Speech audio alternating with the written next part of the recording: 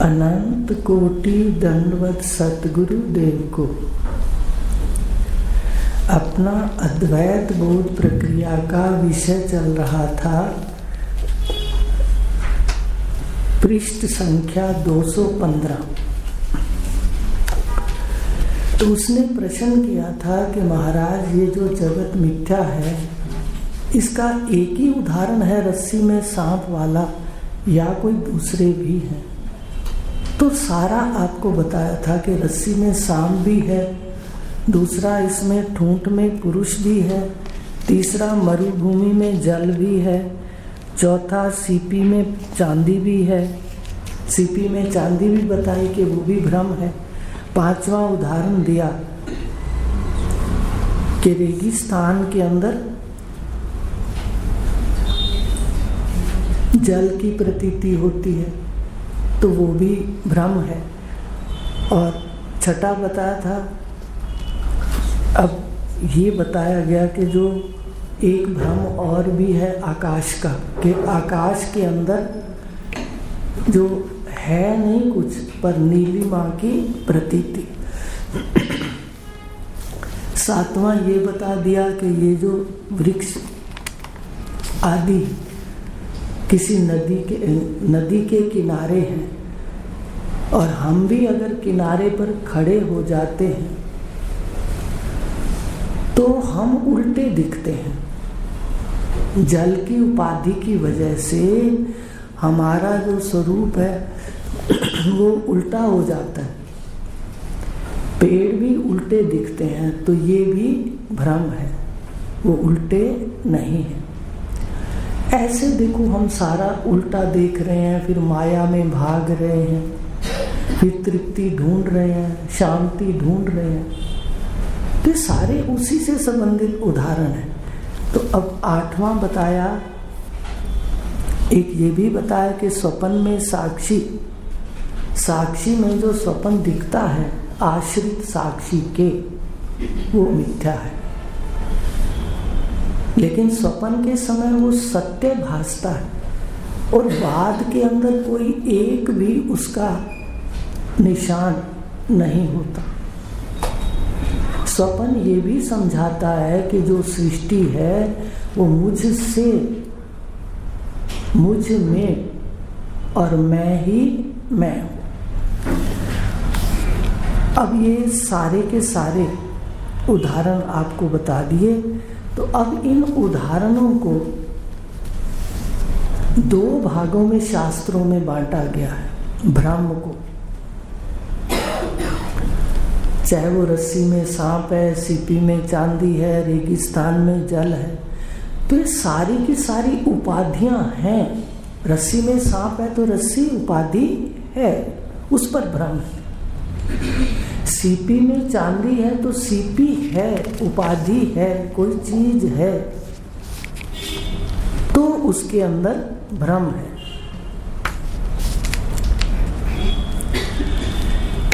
और तीसरा बताया ठूंठ में पुरुष, तो वो भी ध्यान से देखो, वहां भी ठूंठ है, उपाधि है, उसमें भ्रम हुआ है। ऐसे ही मरुभूमि के अंदर जल है, तो मरुभूमि भी वहां पर उपाधि है, पहले है उपाधि, फिर भ्रम है। अब आगे बताया कि तालाब के किनारे खड़े हैं, तो वहां भी अगर उल्टेपन का भ्रम है कि हम उल्टे हो गए, पेड़ उल्टे हो गए, यहाँ भी तालाब की उपाधि है। और फिर कहा कि साक्षी में स्वप्न, वहाँ भी साक्षी की उपाधि, साक्षी की है ना उपाधि, तभी तो उसके अंदर स्वप्न की उपाधि हुई प्रकट। तो स्वप्न की उपाधि है तो भ्रम हुआ, समझ रहे हो? तो ये सारे उन्होंने भ्रम जो बताए, इनमें से आपको बता दिए। उन सारे भ्रम को उपाधिक भ्रम कहते हैं। उपाधि है तो भ्रम है।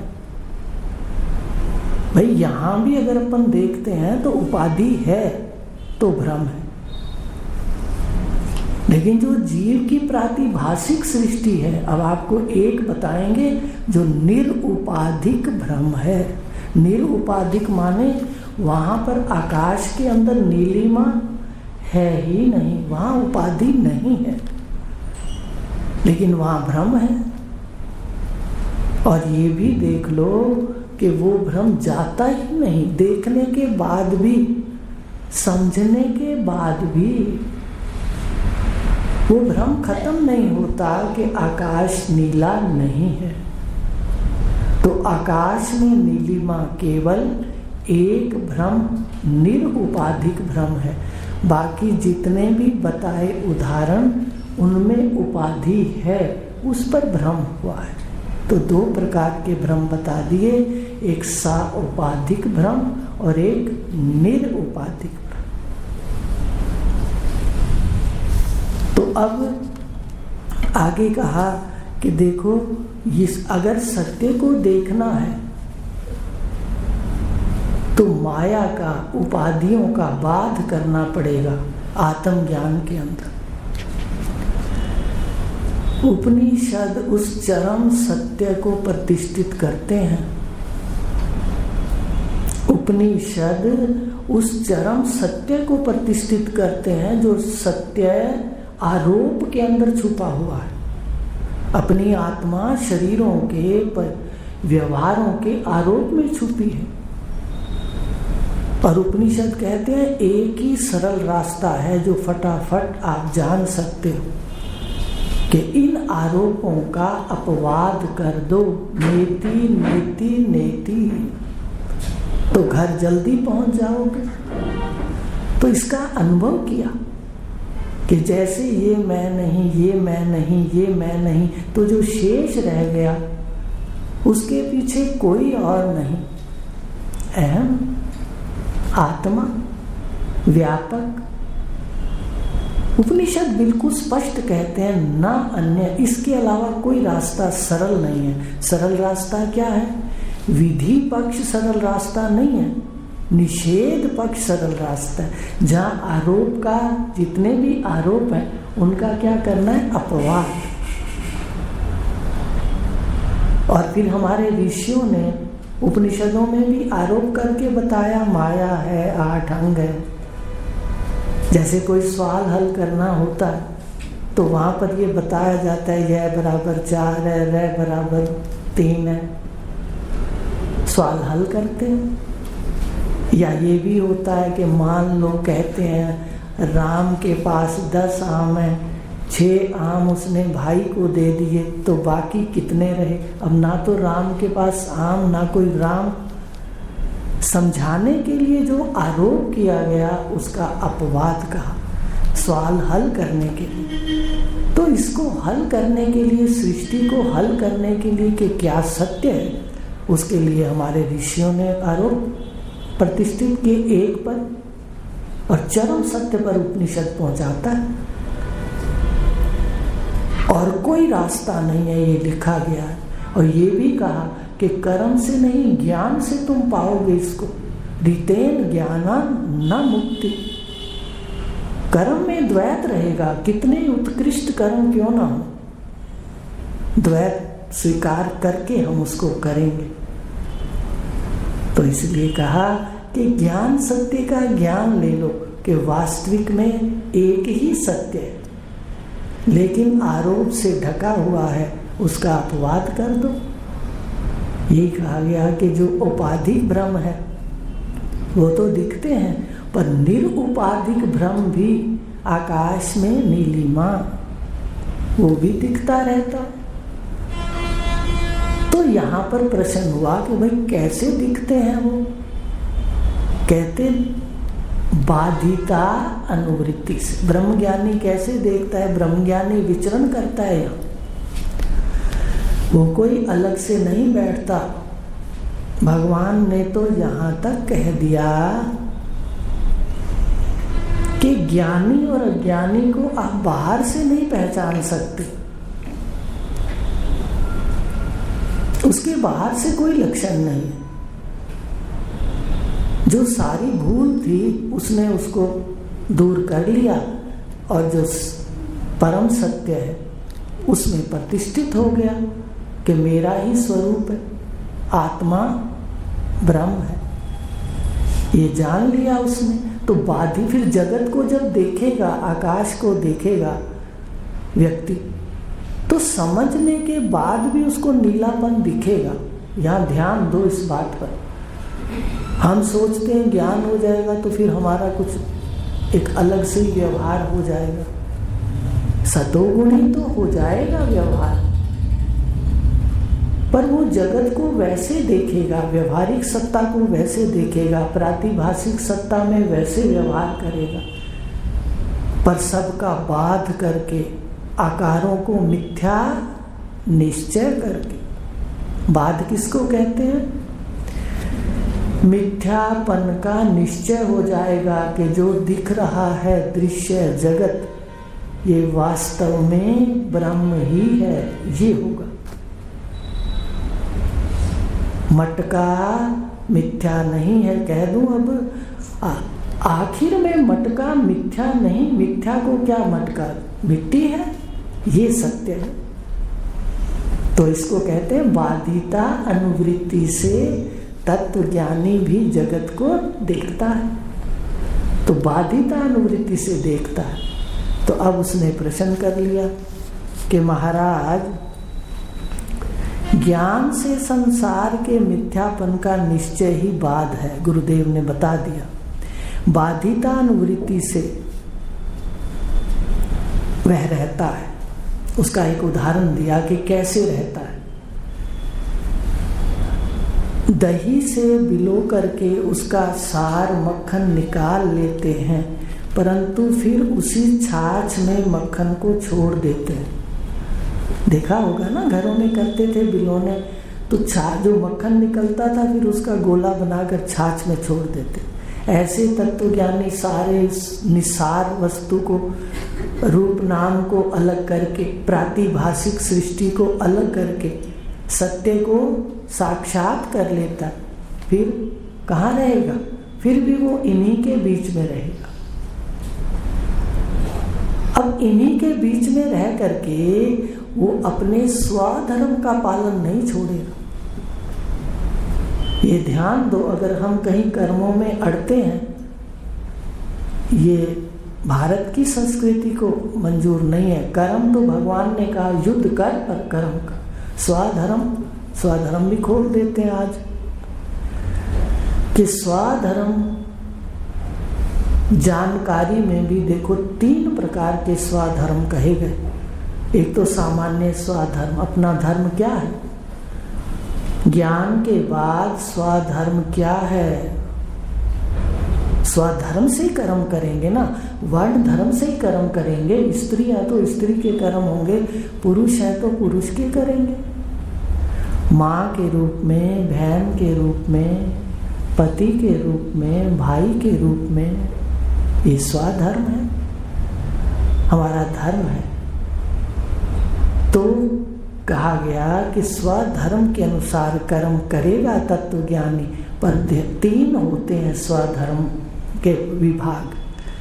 पहला सामान्य स्वधर्म। सामान्य है, आपका धर्म है कि आप घर को साफ रखो, शरीर को साफ रखो,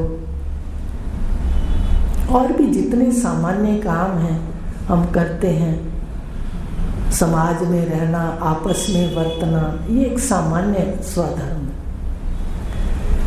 और विशेष स्वधर्म क्या हो जाते हैं? दूसरे विशेष स्वधर्म है। पहले सामान्य, दूसरे विशेष। तो विशेष जो स्वधर्म है वो कोई धर्म का काम, विवाह है, घर में क्या यज्ञ करना है, कोई धार्मिक काम करने हैं, तो उसके अंदर भी हमें जानना पड़ेगा। हम विशेष स्वधर्म भी जानते हैं कि भाई एक दूसरे से व्यवहार करने के लिए हमें क्या क्या नियम अपनाने होंगे, क्या क्या वृत्तियां अपनानी होंगी। समझाते हैं कि सत्यम वद धर्मम चर, स्वाध्याय में प्रमाद ना कर। तो ये विशेष धर्म है। सामान्य तो सारे अपने घर में हम करते हैं, विशेष है कि जो हम अपने अंतःकरण को सतोगुणी हो और शांति दे और कृतो उपासक बनाए। कृतो उपासक ज्ञान के लिए, अपने घर जाने के लिए अंतःकरण शुद्ध हो, तो उसके लिए विशेष धर्म देखना पड़ेगा। विशेष धर्म है स्वधर्म। विवाह के समय भी स्वधर्म आ जाता है, भाई करना है, कोई कर्म कांड करना है, किसी को बुलाना है, तो वो हिचक नहीं करता। विशेष धर्म स्वधर्म है उसका। एक है आपत स्वधर्म, आपदा के समय। समझ आ गई? विशेष में तो सामान्य में सामान्य है, विशेष में आप अपने अंतःकरण को शुद्ध करने के लिए, ज्ञान तक पहुंचने के लिए कुछ विशेष कार्य करोगे। धर्म के जो हमारे जीवन को करने चाहिए, और शुद्ध अंतःकरण के लिए, सतोगुण प्रधान होने के लिए खान पान आदि जो भी होता है वो सारा ध्यान रखना पड़ेगा। ये विशेष स्वधर्म। पर आपत स्वधर्म भी है, जहाँ हम कई बार मजबूर हो जाते हैं, आपदा मन के अंदर आ जाती है, दुविधा आ जाती है। कई बार देखा भाई इस समय बड़ी मजबूरी थी, मैंने ये कर दिया। कई बातें होती हैं ऐसे, उसको आपदा स्वधर्म कहते हैं। तो जीवन में 3 स्वधर्म जानकार के, वैसे तो सबके हैं, पर जानकारी के बाद भी वो तीनों ही करता है। वो किसी भी कर्म से मुंह नहीं मोड़ता, समाज में रहता है।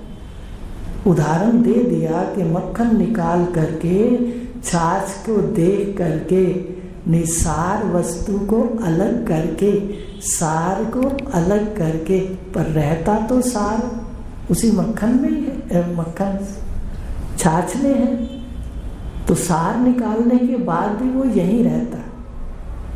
अवर्ण धर्म के कर्म होते हैं उसके द्वारा, वो करता नहीं है, पर उसके द्वारा अपने आप धर्म होते हैं। ये शास्त्रों में लिखा हुआ है। तो धर्म करता नहीं, पर वो जो उसने साधना काल में वो किसी कर्म की ओर जाता नहीं, पर साधना काल के अंदर शम दम आदि उसके जीवन में ऐसे घुल मिल जाते हैं। 8 साधन कहें, चतुष्टय साधन संपन्न कहा है, तो शम दम उपरति तितिक्षा श्रद्धा समाधान साधक लेता है, तभी ज्ञान फलीभूत होता है। तो उसके जीवन में ऐसे एक मेघ हो जाते हैं, ये गुण ऐसे एक मेघ हो जाते हैं कि वो उसके द्वारा धर्म उचित कार्य ही होते, अनुचित कार्य नहीं होते उसके द्वारा, क्योंकि उसका स्वभाव बन जाता है।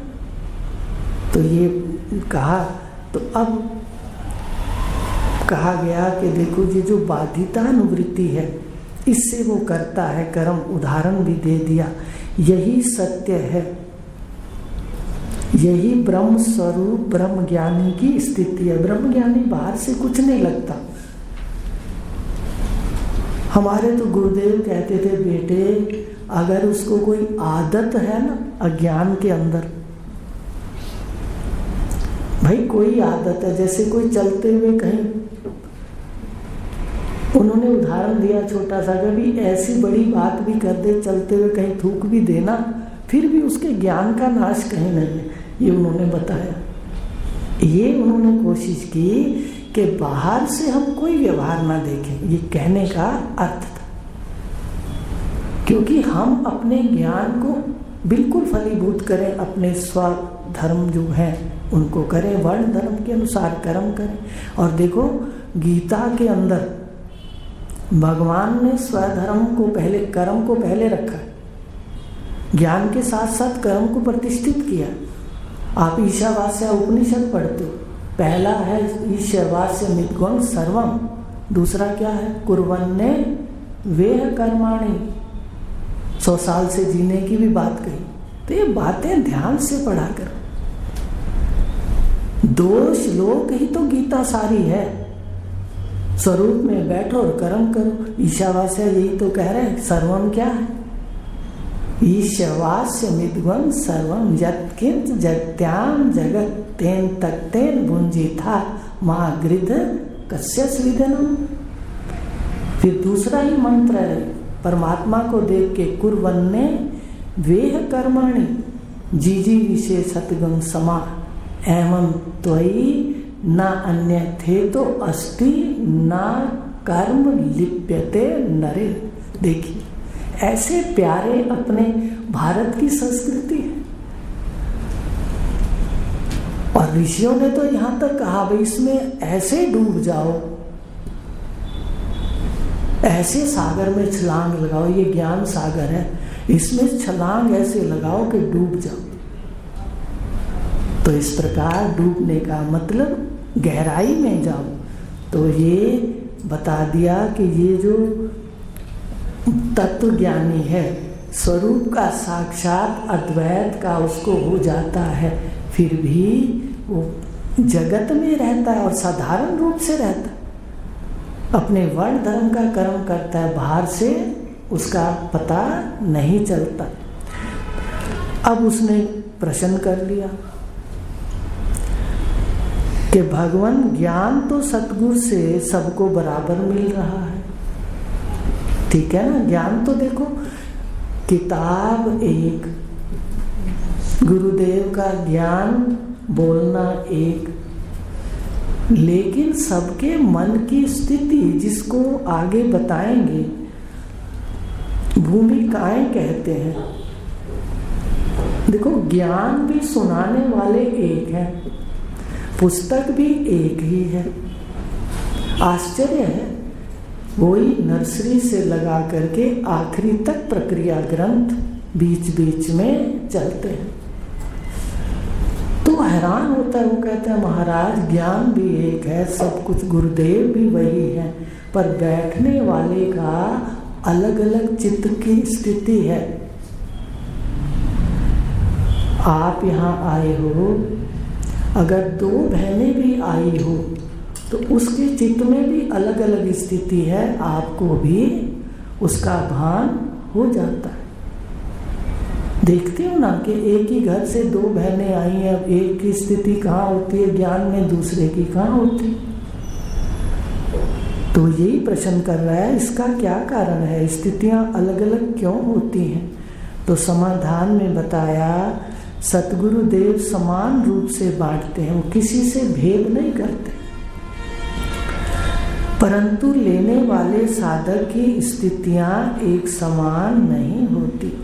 इसका कारण है ज्ञान की 7 भूमिकाएं। अब यहाँ बैठे हो ना, सबकी अलग अलग भूमिकाएं, कोई पहली भूमिका में बैठा है, कोई दूसरी में, कोई तीसरी में, कोई चौथी में, ऐसे करके 7 में अलग अलग। 7वीं तो देखो, 7 में तो सिर्फ 4 तक लगभग पहुंचते हैं लोग, समझ रहे हो। जो 5वीं है ना, वो भी बताते हैं, वो बड़ी देर से आती है, यहाँ पर फिर रोक लग जाती है, ये जल्दी कर लेते हैं। तो पहली भूमिका अब गुरुदेव बता रहे हैं कि सबकी भूमिकाएं अलग अलग होती हैं। बैठे सभी सामने हो, आए सभी ये उसी तरह समय इतना हो गया, पर भूमिकाएं सबके मन की भिन्न भिन्न है। तो कितनी भूमिकाएं हैं, अब उसका प्रश्न है।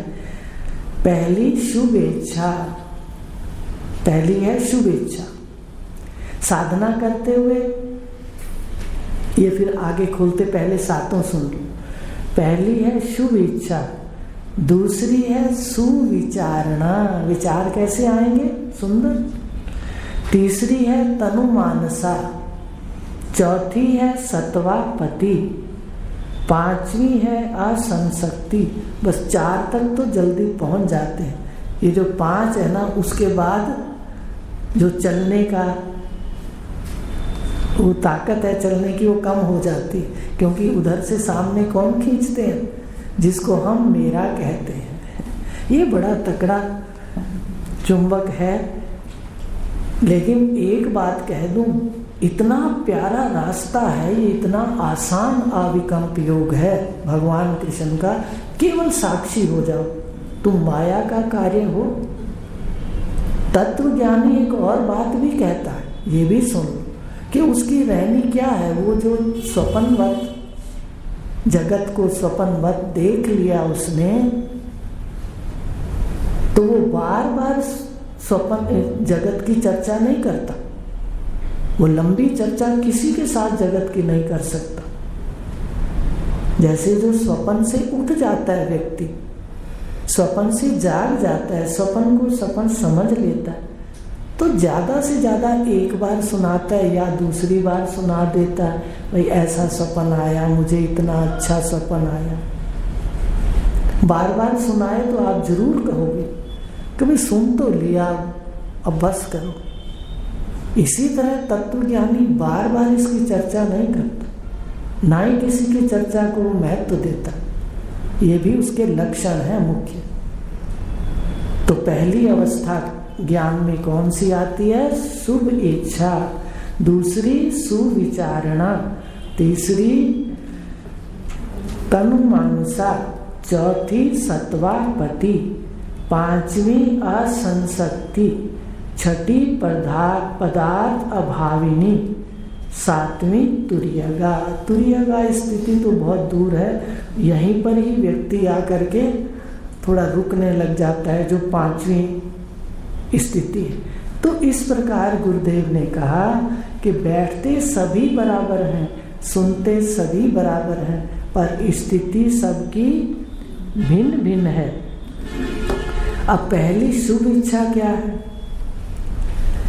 शुभ इच्छाएं तभी उठती हैं जब मनुष्य के पूर्व जन्म के निष्काम कर्म और उपासना से मन जगत के ऐश्वर्य के अतिरिक्त कुछ और चाहता है। भाई वो ऐश्वर्य में रहता है, लेकिन वो ऐश्वर्य में कुछ और चाहता है, भी कुछ और मिले मन की शांति के लिए, ये चाहता है। ये पहली उसकी इच्छा उठती है। जो तत्व ज्ञानी पिछले जन्म का इस तरफ आया होता है, उसके शुभ कर्म जागते हैं, या कोई नया है जिसके शुभ कर्म ज्यादा है, वो व्यक्ति जागता है, उसको आता है कि कुछ ढूंढे। अब देखो ना, कितने गुरुदेव के घर जाकर के आखिर स्थान कहाँ स्थिति मन की हुई? जहाँ एक गृहस्थ आश्रम में गृहस्थी बैठा था। देखिए इसका क्या अर्थ है? इसका अर्थ मन कुछ चाहता था, भाई ये अभी भी मन शांत नहीं, अभी भी शांत नहीं। क्योंकि 2-3 प्रश्न ऐसे थे जो बताना नहीं चाहते, 2-3 ऐसे थे जो उनका समाधान के लिए भटके, लेकिन भागते गए, सब जगह गए। तो इसका क्या अर्थ है? पिछले संस्कार थे।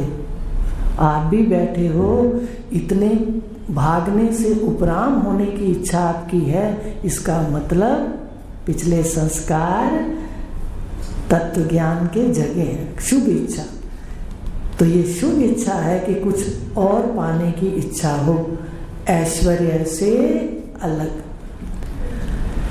ऐश्वर्य के अतिरिक्त कुछ और चाहता है उनका मन, उसे सत्य परमात्मा को जानने की तीव्र इच्छा होती है। शुभ इच्छा का फल है तत्व ज्ञान देने वाले सतगुरु का मिल जाना और उनके द्वारा श्रवण है। हुआ ना ऐसे? देखो कैसे वहाँ कोई पता ही नहीं था कि भाई कोई संबंध ही नहीं था इतनी दूर मुजफ्फर के अंदर। कैसे गुरुदेव नाम पूछते पूछते अभोर आए और टिकट लेके विशेष रूप से गंगानगर आए और पूछते हुए आए कि भाई वो कहाँ है, वो कहाँ जो आई थी वहाँ। तो दो चार घरों से पूछा। तो कहने का अर्थ क्या है कि हम शुभ कर्मों की ओर ख्याल करें, बस मन हमारा इतना स्वस्थ हो जाए कि कोई गंदगी दूर से आए तो हमें दिखे, हम निकाल दें। पहले ये करो, और सबसे पहले सत्य को प्रतिष्ठित करो हृदय। किसी प्रकार का हमने झूठ नहीं सुनना, चाहे वो कोई भी कार्य हो, चुप रह जाएं, झूठ फिर भी ना बोले, तब हृदय धीरे धीरे संवरेगा। और वो जब शुभ इच्छा हो जाती है तो जो हम चाहते हैं हमारे सामने आ जाता है। आपने कई बार देखा होगा, आपको बताया भी है कि इस ज्ञान का शुभ आपके अंदर घट रहा है, उसका पहला लक्षण है कि आप कोई बात कहते हो तो आपकी पूरी बीच बीच में हो जाती है। क्योंकि जितनी हम साधना करेंगे उतना अनुकूलता होगी। पर एक बात और कह देती हूँ कि अगर हम ऐसे ही देखने लगे भाई मेरी कितनी इच्छा पूरी हो जाती है, तो ये भी आप अपने पथ से गिर गए। हमें इधर कुछ नहीं देखना। तत्वज्ञानी सब जितने भी ये रिद्धियां सिद्धियां और चमत्कार हैं देखने वाले, वो सबसे उपराम हो जाता, वो कहीं आकर्षित नहीं होता। और इनको छोड़े बगैर हम परमात्मा को प्राप्त नहीं कर सकते। बिल्कुल स्पष्ट होना चाहिए हमारा ज्ञान, हमारा जीवन बिल्कुल। तो इस प्रकार शुभ इच्छाएं, अब शुभ इच्छाएं उठें। और अगर आपका प्रश्न होगा कभी कभी किसी के प्रति उठ जाए इच्छा, तो नहीं, उसको ब्रह्म रूप का साक्षात करा दे कि भाई आप ही बैठा है, पर जो अंतःकरण है ये त्रिगुणात्मक है, इससे सारी बातें विपरीत आती हैं या अनुकूल आती हैं। तो इस प्रकार मन को बिल्कुल खाली रखना है। खाली नहीं रहेगा, पहले उसको ज्ञान में रखना है, अपने शब्द में रखना, सबसे पहले खाली नहीं रहेगा। वाणी जो है उसके बैखरी से मध्यमा, मध्यमा से पश्यंती, पश्यंती से परा, मौन मन का परा में वाणी चली जाती है। और ये कोई आसान कार्य नहीं है, इसलिए मौन मन का क्या है, मन के साक्षी हो जाओ। जो शुभ हो कर दो, अगर ये बोलता है करता रहे, अर्जियां पेश करता रहे, आप साइन भी मत करो, जज तो आप हो। जज जो बातें रखते हैं अंदर, मन रखता है, ये बुद्धि रखती है, ये करो, निर्णय आपने लेना होता है, जज आप हो। इसलिए साइन ही मत करो, जज ही साक्षी हो जाओ। सबसे आसान तरीका है, सबसे आसान रास्ता है ये। तो इस प्रकार आज इतना ही लेंगे कि उसने कहा महाराज ये क्या स्थिति है कि भाई जितने लोग आते हैं, आते इकट्ठे हैं, सुनते इकट्ठे हैं, पर सबकी चित्त की स्थिति अलग है। तो गुरुदेव ने 7 भूमिकाएं बताई ऋषियों की, तो 7 में शुभेच्छा को आपको खोल दिया। अब बाकी याद करके आना, बाकी 6 कल उसको खोल देंगे, फिर आगे का लेंगे कि कैसे भूमिकाओं में ये जो जीव है ये कितना पुरुषार्थ करे। परम पुरुषार्थ का है परमात्मा के लिए कि भाई काम काज कम करो और पुरुषार्थ इसमें ज्यादा करो। ओम शांति।